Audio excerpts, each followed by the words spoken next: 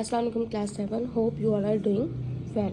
Today we are going to start our chapter number 8, heat and temperature. So in this chapter we will study about the difference between heat and temperature.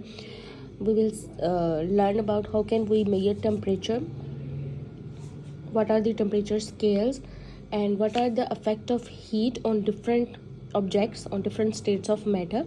We know that there are three states of matter: solid, liquid and gases. So in this chapter we will study what are the effects of heat on different states of matter. So let's start the chapter 8 from heat and temperature. Okay students, open your page number 96. Temperature and heat are our first topic. In daily life we use temperature and heat as the same word. Like we can say in normal language that heat and temperature are the same, but there is a difference between temperature and heat. Let's see what is the difference between temperature and heat. We will take a common life example, a daily life example. See, here is a cup of tea, hot cup of tea. So we all have that ability to tell whether something is hot or something is cold. अल्लाह ताला ने हमारे अंदर built in ये ability रखी हुई है कि हम किसी चीज़ को टच करके वेदर इट इज़ टी और समथिंग एल्स हम बता सकते हैं कि ये गर्म है या ठंडी है.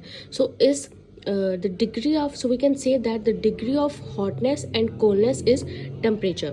We can say that degree of hotness and coldness is temperature. तो हम टेम्परेचर किसको कहेंगे आसान लफ्ज़ों में कि कोई चीज़ गर्म है या ठंडी है, उसको हम क्या कहेंगे?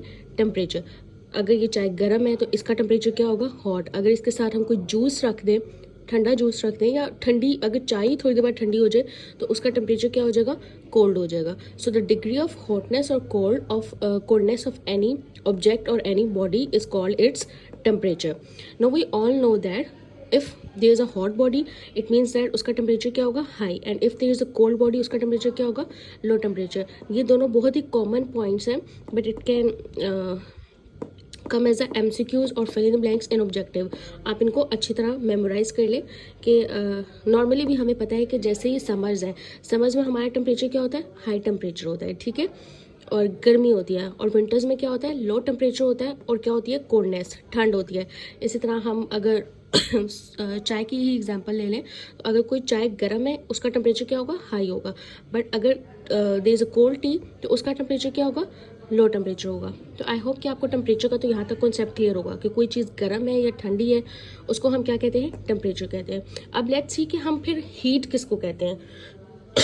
Now again take a cup of hot tea. ये हमने एक गर्म चाय का कप लिया. अब डेली लाइफ में आप लोग चाय पीते हैं, आप लोग जब उसको टेबल पे रखते हैं, कभी आप लोगों ने नोटिस किया है कि थोड़ी देर के बाद ये जो हॉट टी है ये ठंडी होना शुरू हो जाती है, ठीक है. ऐसा तो नहीं है कि आप अगर हॉट टी टेबल पे रख रहे हैं या कहीं भी रख रहे हैं तो वो एक दो दिन तक वो वहाँ पे गर्म ही पड़ी रहे, या जब तक भी आप उसको पी नहीं रहे वो गर्म. ऐसा तो नहीं होता. क्या होता है कि after some time hot tea becomes cold tea. ऐसा क्यों होता है कि हॉट जो हमारी टी है वो थोड़ी देर बाद कोल्ड क्यों हो जाती है? इस वजह से कि जो यहाँ पे हॉट टी की जो एनर्जी है वो क्या होगी? रेडिएट, क्या होगी? एमिट, मतलब बाहर निकल जाएगी सराउंडिंग में, ठीक है. कहाँ निकल जाएगी? सराउंडिंग में. अब इसको हम कैसे डिफाइन करते हैं? लेट्स सपोज हमारे पास ये क्या है? एक बॉडी है, ठीक है. हॉट कप ऑफ टी को हम क्या कहेंगे? ये हमारे पास वन बॉडी है. और ये जो हमारा सराउंडिंग एरिया है इसको हम क्या कहेंगे? ये सेकेंड बॉडी है. दो बॉडीज होगी, one body and two body. अब जो गर्म बॉडी की हीट है, जो गर्म बॉडी की हॉट एनर्जी है वो क्या होगी? बाहर निकलना शुरू हो जाएगी. कहाँ? सराउंडिंग में. इसको फिनोमेना को हम क्या कहते हैं? हीट. इस फिनोमेना को हम क्या कहते हैं? Heat. So let's see the energy transfer. जो ये एनर्जी ट्रांसफर हो रही है फ्रॉम वन बॉडी, एक बॉडी से, to the other body is called heat, दूसरी बॉडी में, ठीक है. ये जो एनर्जी एक बॉडी से दूसरी बॉडी में ट्रांसफर होगी उसको हम क्या कहेंगे? हीट. अच्छा, यहाँ पे एक और ऑब्जेक्टिव का पॉइंट नोट कर ले कि हीट एनर्जी हमेशा ट्रांसफर होती है from hot body to cold body, ठीक है. ये पॉइंट बहुत इंपॉर्टेंट है कि जो भी बॉडी गर्म होगी उसकी एनर्जी ट्रांसफ़र होगी दूसरी बॉडी में, ठीक है. इसका क्वेश्चन ये भी बन सकता है कि what is the direction of heat, तो डायरेक्शन ऑफ हीट क्या है, वो हमेशा हॉटर बॉडी से किस में जाती है, कोल्ड बॉडी में, हमेशा हॉट बॉडी से कोल्ड बॉडी में जाती है। जैसे आप अगर विंटर की एग्जांपल लेते हैं तो विंटर में क्या होता है, आपने कोई गर्म पानी रखा हुआ है शावर लेने के लिए टब वगैरह में, तो क्या होता है आफ्टर सम टाइम तो हॉट वाटर बिकम्स कोल्ड। क्यों? क्योंकि हॉट वाटर की जो एनर्जी है वो किस में ट्रांसफ़र हो रही है, कोल्ड, जो उसका सराउंडिंग एरिया है कोल्ड, उसमें ट्रांसफ़र हो रही है। तो एनर्जी हमेशा किस में ट्रांसफ़र होगी, from hot body to cold body. I hope अभी आपको टेम्परेचर और हीट का कॉन्सेप्ट क्लियर हो चुका होगा। टेम्परेचर हमें सिर्फ ये बताता है कि कोई चीज़ ठंडी है या गर्म है। हीट में क्या होता है कि एनर्जी जो है वो एक बॉडी से दूसरे बॉडी में जो ट्रांसफ़र होगी उसको हम क्या कहेंगे, हीट। ठीक है, नेक्स्ट देखिए, अब टेम्परेचर हमें पता तो चल गया कि कोई चीज़ गर्म है या ठंडी है, लेकिन एग्जैक्ट टेम्परेचर है। ओके स्टूडेंट्स, आई होप कि आपको टेम्परेचर का कॉन्सेप्ट क्लियर हो गया होगा कि टेम्परेचर क्या है, किसी भी चीज़ की degree of hotness and coldness को हम क्या कहेंगे, टेम्परेचर। अब नेचुरली तो अल्लाह ताला ने हमें ये एबिलिटी रखी हुई है कि हम किसी चीज़ को टच करके बता सकते हैं कि ये हॉट है या कोल्ड है, बट हमें एग्जैक्ट वैल्यू नहीं पता चल सकती कि ये कितनी गर्म है या कितनी ठंडी है। तो उस वैल्यू को या एग्जैक्ट टेम्परेचर को मेजर करने के लिए हम क्या यूज़ करते हैं, हाउ टू मेजर टेम्परेचर। ये आपका एक क्वेश्चन बन सकता है या ऑब्जेक्टिव में भी आ सकता है कि टेम्परेचर इज़ मेजर्ड बाय, आपको आगे ऑप्शंस दी जा सकती है या फिर फिल इन ब्लैंक्स के फॉर्म में। तो थर्मोमीटर एक ऐसा डिवाइस है जिसको हम यूज़ करके क्या कर सकते हैं, टेम्परेचर मेजर कर सकते हैं।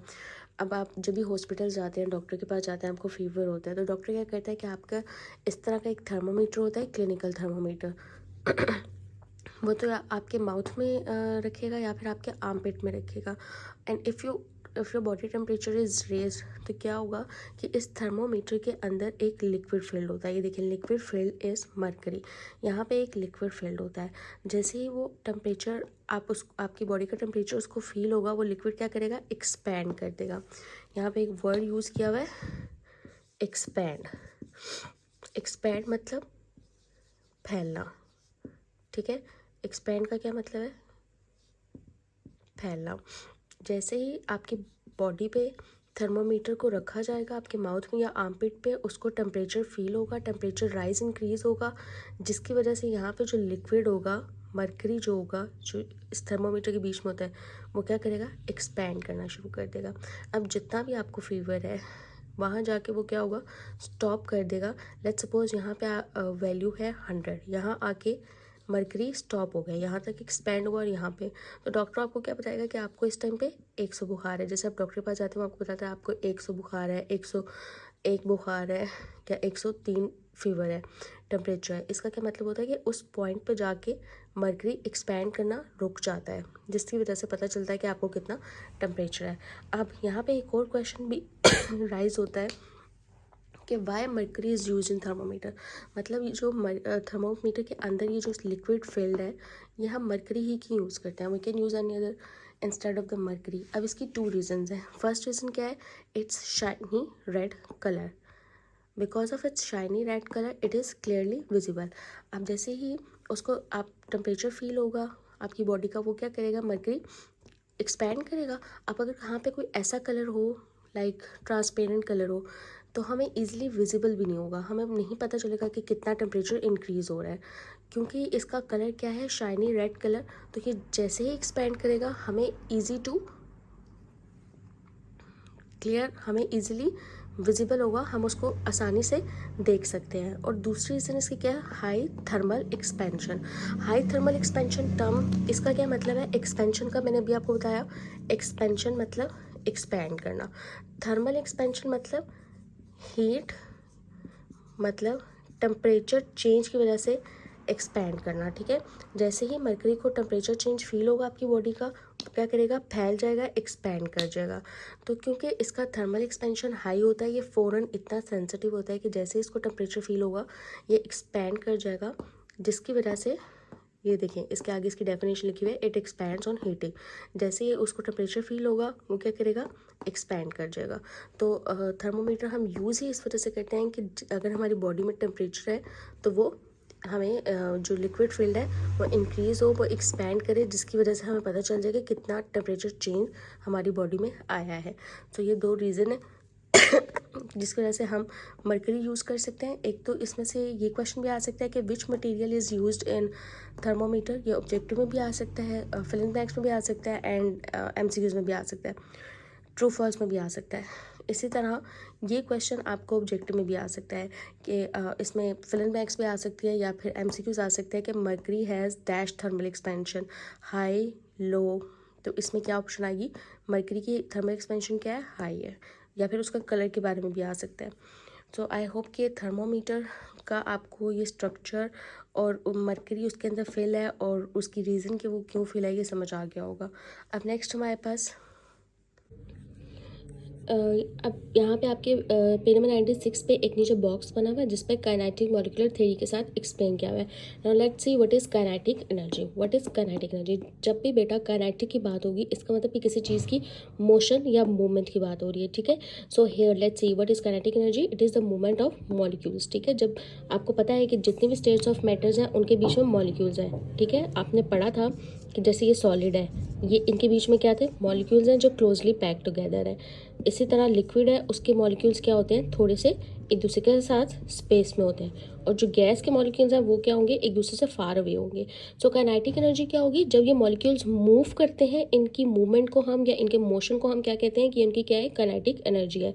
अब here is a very important point, जितना ही टेम्परेचर ज़्यादा, अगर आप इसको ज़्यादा टेम्परेचर दे रहे हो तो क्या होगा, ये जो मॉलिक्यूल्स हैं ये उस टेम्परेचर से क्या गेन करेंगे, एनर्जी गेन करेंगे, ठीक है। जैसे आपने उनको टेम्परेचर दिया उससे इन मॉलिक्यूल्स को एनर्जी मिली, जैसे ही इनको एनर्जी मिलती है वो क्या करते हैं, तेज़ी के साथ मूव करना शुरू हो जाते हैं, ठीक है।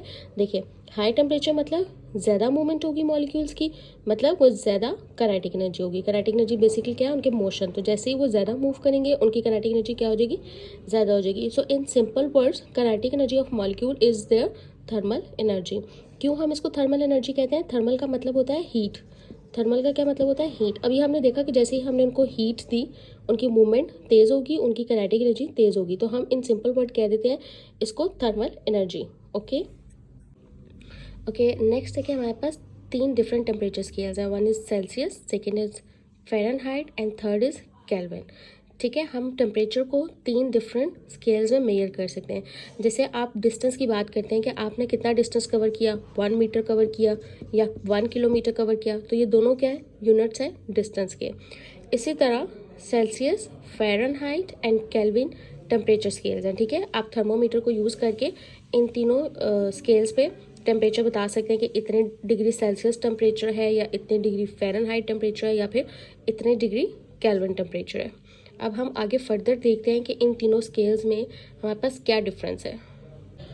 अच्छा, ये जो मेन पॉइंट्स हैं, सेल्सियस स्केल, फ़ारेनहाइट स्केल और केल्विन स्केल, ये पॉइंट्स मैंने ऑलमोस्ट सबके 5 पॉइंट्स पढ़ने हैं। मैंने यहाँ पे आपको एज अ होल समरी बना के लिख दिया ताकि आपको मेमोराइज या फिर उनको अंडरस्टैंड करने में ईजी हो जाए। सो सबसे पहले देखते हैं सेल्सियस स्केल। सेल्सियस स्केल्स को इन्वेंट किसने किया, एंडर्स सेल्सियस इन 1741 में। अब सेल्सियस स्केल में क्या होता है, जब आप थर्मोमीटर से चेक करेंगे तो वाटर का फ्रीजिंग पॉइंट क्या होगा, 0 डिग्री सेल्सियस, और उसका बॉइलिंग पॉइंट क्या होगा, 100 degree. What is the freezing point, the point या temperature at which water changes into ice. Freeze करने का क्या मतलब होगा कि वाटर किस में कन्वर्ट हो जाए, आइस। तो कितने डिग्री सेल्सियस पे कन्वर्ट होगा, 0 डिग्री सेल्सियस पे। और बॉइलिंग पॉइंट जिसमें बबल्स बनना शुरू हो जाते हैं वाटर में, वो इसका क्या होगा, 100 डिग्री सेल्सियस। नेक्स्ट है interval between 2 reference points. Reference point क्या है, ये दोनों रेफरेंस पॉइंट्स लिए हुए हैं, ठीक है। फ्रीजिंग पॉइंट और बॉइलिंग पॉइंट को as a reference point use किया हुआ है। अब इन दोनों का इंटरवल कितना है, तो 100 माइनस 0 कितना होगा, 100। 100 माइनस 0 100 होगा, तो इसका मतलब इसका इंटरवल कितना होगा, 100। इंटरवल मतलब दोनों के दरमियान का जो डिफरेंस है वो कितना है, 100। अच्छा, अब normal human body is 37 degree Celsius. मतलब अगर आप नॉर्मली बैठे हुए हैं और आपको कोई फीवर या टेम्परेचर नहीं है तो उस टाइम पे आपका बॉडी टेम्परेचर सेल्सियस में कितना होगा, 37 डिग्री सेल्सियस। कितना होगा, 37।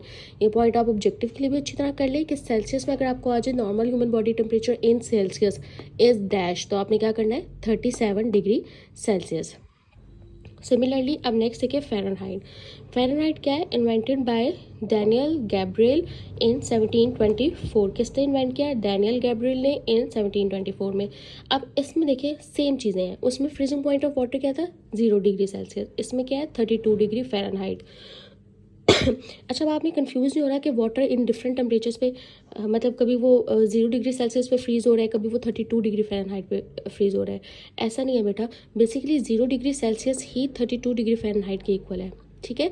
बस स्केल चेंज हो गया है। जैसे अक्सर आप मैथ में करते हैं कि आप 1 किलोमीटर को किसके इक्वल लिख लेते हैं, किलो की क्या वैल्यू है 1000 मीटर की, तो ये दोनों सेम चीज़ें हैं। 1 किलोमीटर किसके इक्वल होगा हमारे पास 1000 मीटर के। इसी तरह वाटर जो है उसका सेल्सियस में फ्रीजिंग पॉइंट क्या होगा 0, और फ़ारेनहाइट में कितना होगा 32 डिग्री फ़ारेनहाइट। इसी तरह बॉइलिंग पॉइंट क्या होगा यहाँ पे फ़ारेनहाइट में 212 डिग्री फ़ारेनहाइट। अब इसमें इंटरवल क्या होगा 180। इसका इंटरवल 180 कैसे आया, 212 माइनस इन दोनों रेफरेंस पॉइंट का डिफरेंस हमारे पास क्या आ रहा है 180, तो ये 180 क्या बन गया, इंटरवल बन गया। अब नॉर्मल ह्यूमन बॉडी टेम्परेचर क्या है 98 डिग्री फ़ारेनहाइट।